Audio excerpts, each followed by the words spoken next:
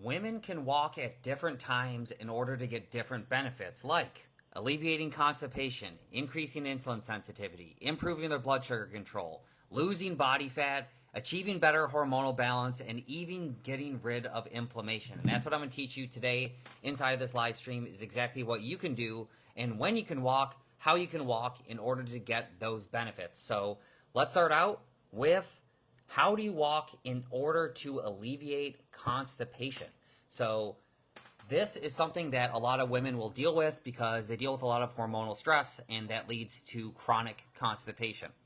Though what you want to do if you want to alleviate constipation through walking is you want the walk to be right after you eat. If you walk for at least 5 minutes, ideally up to 20 minutes, but at least 5 minutes at a time right after your meal, that is going to improve your digestion. You essentially have a very slow jiggle of that food from your stomach into the rest of your digestive system. And since it's a very easy form of like meditative type process, it's actually going to lower cortisol levels and help you achieve better hormonal balance at the same time because you are walking right after your meal.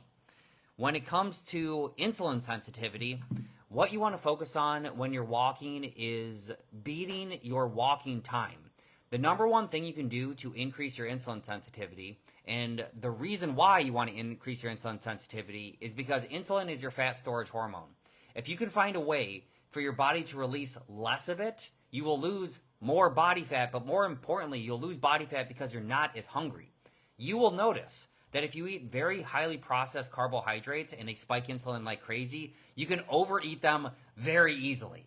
Like it's really easy to eat a whole bag of chips, but it's really hard to eat a whole jar of pickles because there's no carbs in it. So if you want to improve your insulin sensitivity and you want to do it through walking, you want to make sure that you're beating your walking time each time you do it. Ideally, you walk the exact same path each time, and then you are going to time it. So let's say that I walk around my block with my kids, which I do every day. I am going to time how long it takes me to walk that path. The next time I go for the walk, my goal is just to beat how long it takes me to go for that walk. Even if I beat it by 5 seconds, that is a sign that I am improving my insulin sensitivity. If you can just walk a little bit faster, that is all you need to make a big improvement inside of your insulin sensitivity, release less insulin permanently. Next, how do you do it for blood sugar control?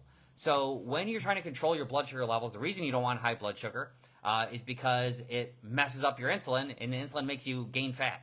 It's also really important for diabetics or people who have insulin resistance, is you don't want to have any blood sugar released at all because your body has an inappropriate insulin response. And you already know this is true. If you are someone that can eat a little bit of food, but then gain a lot of weight, and then it's really hard for you to lose weight, you probably have insulin resistance because that's very common. So in order to get around that, you want to control your blood sugar. And if you're going to walk for controlling blood sugar, what you want to do is you want to walk before and after your meal. If you were to do that same 5 to 10 minute walk before your meal and then another 5 to 10 minute walk after your meal, you get two different benefits. One, you are going to improve your insulin sensitivity because you are exercising before the meal. This is because you have something called muscle glycogen. This is essentially sugar inside the muscle. And when you start to exercise, that sugar in the muscle is being used, it's being burned for energy. So you're walking beforehand in order to do this.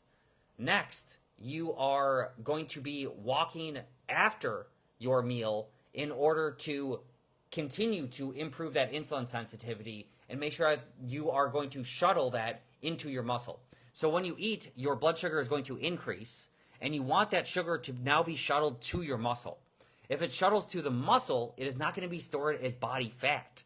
So you can control your blood sugar response by walking before and after the meal for 5 to 10 minutes. Next, how do you walk in order to lose body fat in the most effective way? Really what matters for losing body fat is really hitting that sweet spot of walking at least 20 minutes per day. It used to be a lot more, but people in general are just getting a lot fatter. So it's like more of a stimulus. Like imagine like I have to walk and I only have 10 pounds to lose. I might have to walk a really long time in order for that to feel like a workout. But if I have 100 pounds on my body, that's like walking with a 100-pound weighted vest. That is quite the workout. If you want to walk to lose body fat, what you want to do is you want to hit that 20-minute sweet spot, but it doesn't have to be all at once. It can be more than 20 minutes. You get more benefits after that, but really that minimum effective dose is 20 minutes. You can split that up in the day, though. You can do a 5-minute walk, 5-minute walk, 5-minute walk, 5-minute walk, and get the same benefits as a 20-minute walk all at once. So how cool is that? You can even break it up during your day. And if you are going to be doing this, ideally you make it on a very consistent schedule, because that's what will make your body predict what will happen next, and that will lead to the biggest benefits. And that leads me to walking for hormonal balance. If you want to balance your hormonal system, your entire hormonal system works on prediction. So the way you can get your body to predict what is going to happen next in order to release the right hormones in the right amounts at the right times is to be highly consistent with your routine. Specifically, when it comes to walking, this is a form of stimulant. If you have stimulants at the wrong time, this is where they talk about like having coffee can increase cortisol. What they mean is that if you have coffee randomly, it is going to randomly increase cortisol. You don't want that. You want your body to predict when you are going to be walking. So if you're walking for a hormonal balance, you want to walk at the same time 7 days a week. If you walk at the same time 7 days a week, your body will predict when you are going to metabolize stress hormones like cortisol in order to get more of those benefits. And if you want to walk in order to reduce inflammation, there's a few different ways you want to do this. One, there's a difference between inflammation and cellular fire. Cellular fire is a form of inflammation that a lot of women get. If you want to see the full masterclass on cellular fire and reducing inflammation naturally, it's totally free. I'll just show you what that looks like here. I'll make it pop up on the screen here. So you can just click that link, put in your name, put in your email address, put in your info there, and then you're going to see a masterclass. It's 100% free. Or you can go to my Facebook profile. It's the thing that's pinned at the top. Or go to my YouTube channel. It's there. You can watch that masterclass for free if you want to see a full explanation of it. But if you are just trying to walk through this video in order to reduce inflammation and reduce that cellular fire, and you don't want a full masterclass on it, what you want to do is you want to walk during the right time of the day. You want to walk where you are going to get sunlight. Ideally, you walk an hour or two before it's sunset. Ideally, an hour before sunset. This is called the golden hour. The reason why this is such an important time to walk is, one, when the sun is straight above us and it's very, very bright and very hot, that makes our skin age faster. And I've been working with women for over a decade. And I can tell you definitively, I've never met a woman that wants to look older. If you don't want to look older, you don't want to be in the sun. The sun makes you leather. Do you want to have a leather face? You don't want to be out in the sun without protection here. So you either have to wear sunblock, you have to wear a hat that covers your face.